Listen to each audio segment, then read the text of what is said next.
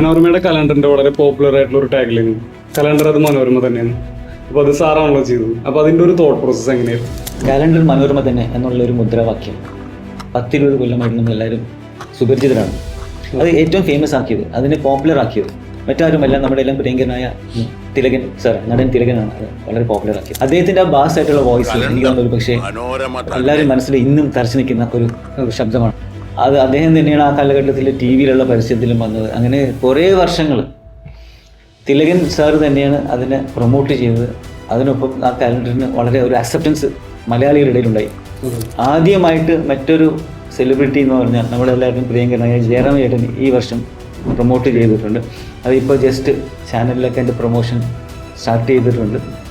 ജയറാം ചേട്ടനും അത് തെറ്റില്ലാതെ ആ ഒരു കലണ്ടർ അവതരിപ്പിച്ചിട്ടുണ്ട്. അത് ടി വി മാധ്യമത്തിലും റേഡിയോയിലും പത്രങ്ങളിലൊക്കെ അതിൻ്റെ പരസ്യങ്ങൾ ഉടനെ വന്നു തുടങ്ങും. പ്രത്യേകിച്ച് ടാഗ് ലൈനിൽ തന്നെ മനോരമ കലണ്ടർ തന്നെ എന്ന് പറയുമ്പോൾ അതിന്റെ അപ്പുറത്തേക്ക് വേറൊരു കലണ്ടർ ഇല്ലാന്ന് അവിടെ തന്നെ സ്ഥാപിച്ചിട്ടാണ് അത്. തീർച്ചയായിട്ടും തുടക്കത്തിൽ അത് ഫ്രീ ആയിട്ട് കൊടുത്ത ഒരു കലണ്ടറായിരുന്നു. പിന്നീട് അത് അവർ